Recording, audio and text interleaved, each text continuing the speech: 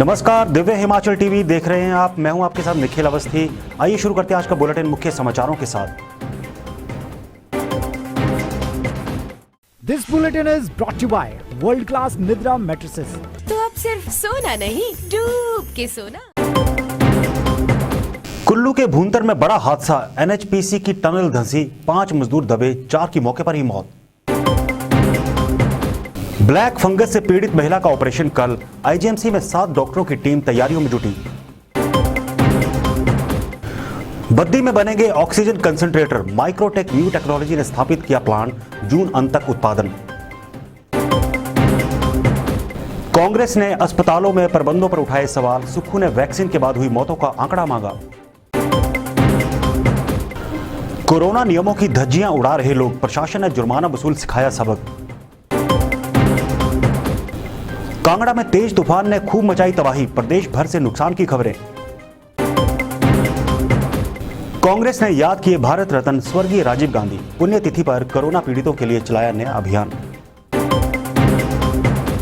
किन्नौर में बेमौसमी बर्फबारी ने आफत में डाले गडरिये, भेड़ बकरियों संग निचले क्षेत्रों को लौटे।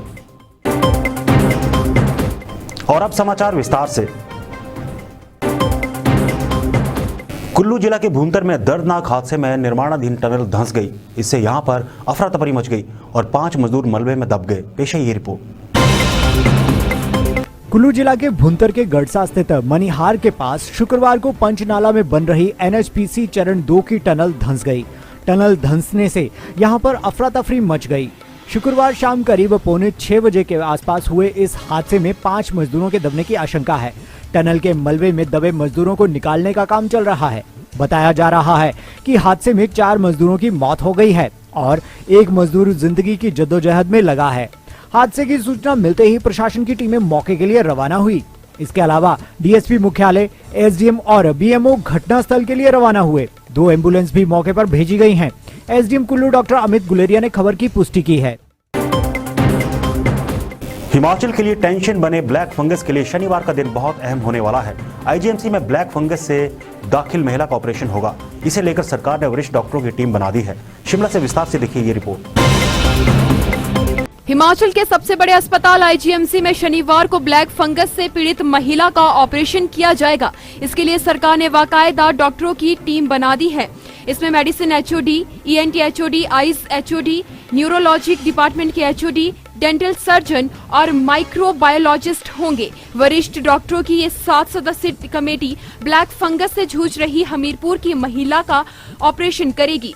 इसके साथ ही हिमाचल में ब्लैक फंगस महामारी से जूझ रही मरीज को इस समय क्या क्या दिक्कतें आ रही हैं, इस पर भी रिसर्च की जाएगी। फिलहाल आईजीएमसी की विशेषज्ञ की टीम इस नई महामारी पर ऑपरेशन करेगी। बता दें कि हमीरपुर से जब महिला को आईजीएमसी रेफर किया गया था तो उसके बाद से कोविड पॉजिटिव महिला मरीज को अस्पताल के आइसोलेशन वार्ड के सभी मरीजों से अलग रखा गया है। कोरोना संकट के बीच ऑक्सीजन कंसंट्रेटर की कमी से जूझ रहे हिमाचल के लिए एक राहत भरी खबर है। दिक्कत दूर करने के लिए अब बद्दी में ही इसका निर्माण होगा। देश की नामी इन्वर्टर व बैटरी निर्माता कंपनी माइक्रोटेक बद्दी में ऑक्सीजन कंसंट्रेटर का निर्माण करेगी।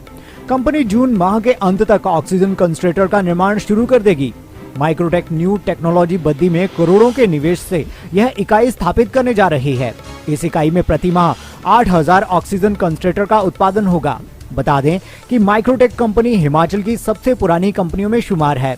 कंपनी की मौजूदा समय में हिमाचल के परवाणु, बद्दी व नालागढ़ में 12 इकाइयां स्थापित हैं, जिनमें इन्वर्टर, बैटरी, ऑक्सीमीटर, थर्मोस्कैनर का उत्पादन किया जा रहा है। कांग्रेस विधायक एवं पूर्व प्रदेशाध्यक्ष सुखविंदर सिंह सुक्खू ने अस्पतालों में प्रबंधों और मरीजों की देखभाल पर सवाल उठाए हैं। आइए जानते हैं क्या कह रहे हैं कांग्रेस नेता। सुखविंदर सिंह सुक्खू ने कहा कि कोविड संक्रमितों को अस्पतालों में सुलाने के लिए ना ले जाएं। वहां उनका उचित उपचार और देखरेख भी होनी चाहिए। अस्पतालों में मरीजों को दवाई तो दूर, समय पर भोजन तक नहीं मिल रहा है। अस्पताल सरकारी कुप्रबंधन का पूरी तरह शिकार है। सुक्खू ने सरकार से कोविड वैक्सीन की पहली और दूसरी डोज लगाने के बाद हुई मौतों का आंकड़ा भी सार्वजनिक करने की मांग उठाई। साथ ही उन्होंने कांग्रेस कार्यकर्ताओं से अपील की कि वे लॉकडाउन में जरूरतमंद लोगों की अधिक से अधिक मदद करें।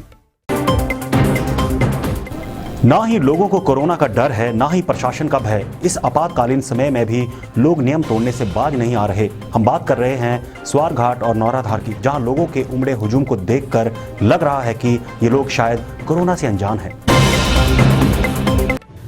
बढ़ती कोरोना महामारी से लोग जहां आहत हैं, वहीं कई जगह शादियों में लोग मस्ती कर रहे हैं। ना कोरोना का डर और ना ही प्रशासन की परवाह। इसी कड़ी में डीएसपी शक्ति सिंह व एसडीएम विक्रम सिंह ने लुधियाना संग्रह में एक शादी समारोह में दबिश दी। डीएसपी शक्ति सिंह ने बताया कि शादी में उपयोग की गई कुर्सियां, डीजे को कब्जे में ले लिया गया है तथा कोरोना कर्फ्यू आदेश के उल्लंघन करने पर आईपीसी की विभिन्न धाराओं के तहत मुकदमा दर्ज कर लिया गया है और आयोजक को जमानत पर रिहा कर दिया गया है। वहीं स्वारघाट के खुरानी गांव के लखदाता पीर मंदिर में कोरोना कर्फ्यू के दौरान बिना परमिशन के 50 से ज्यादा लोगों की भीड़ जुटाने पर कार्रवाई करते हुए पुलिस ने 5000 जुर्माना वसूल किया है। गुरुवार को एसडीएम स्वारघाट सुभाष गौतम अपनी टीम के साथ कोविड-19 को लेकर पेट्रोलिंग पर थे तो NH 205 चंडीगढ़ मनाली से सटे गांव खुरानी के लखदाता पीर मंदिर में लोगों की भीड़ देखी। एसडीएम सुभाष गौतम ने जब मौके पर छानबीन की तो पाया कि मंदिर में कोई सामाजिक कार्यक्रम चल रहा था।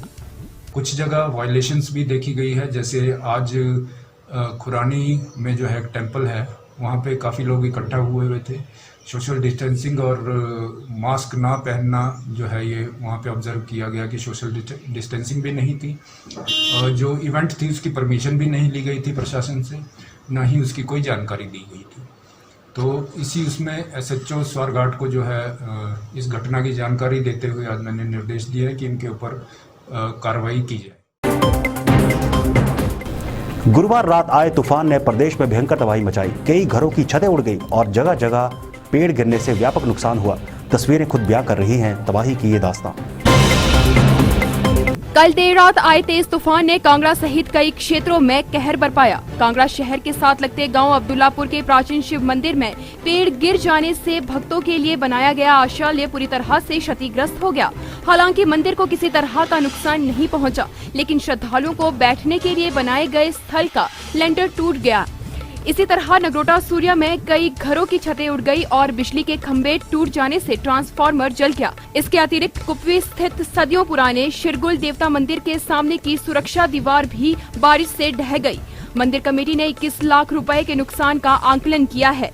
उन्होंने सरकार से मांग की है कि बरसात से पहले मंदिर के सामने की सुरक्षा दीवार का निर्माण किया जाए। इसके अतिरिक्त प्रदेश के अन्य क्षेत्रों से भी बारिश और तूफान से नुकसान के समाचार है। प्रदेश कांग्रेस ने आज भारत रत्न पूर्व प्रधानमंत्री स्वर्गीय राजीव गांधी की पुण्यतिथि पर उन्हें याद किया और कोरोना से लड़ने के लिए नए अभियान की शुरुआत की। हिमाचल कांग्रेस ने आज स्वर्गीय राजीव गांधी की पुण्यतिथि पर देश के विकास में उनके अहम योगदान को याद किया। इस दौरान कोरोना महामारी से लोगों की रक्षा व सहायता हेतु एक बड़ा जन अभियान भी शुरू किया गया। अभियान के तहत पार्टी सभी जिला, ब्लॉक व पंचायतों में कोविड सुरक्षा जांच किट वितरित करेगी ताकि लोगों को अपने घर के आसपास समय पर संक्रमण की जांच सुविधा प्राप्त हो सके। इसके अतिरिक्त आज अनाथ आश्रम सहित अस्पतालों में फल व अन्य सब्जी सामान भी बांटा गया।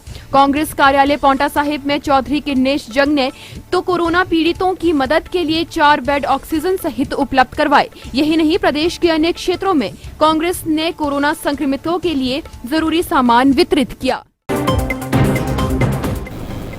किन्नौर में बेमौसमी बर्फबारी का खमियाजा पशुपालकों को भुगतना पड़ा है। बिगड़ैल मौसम के चलते अब गडरियों ने ऊपरी क्षेत्रों से पलायन शुरू कर दिया है।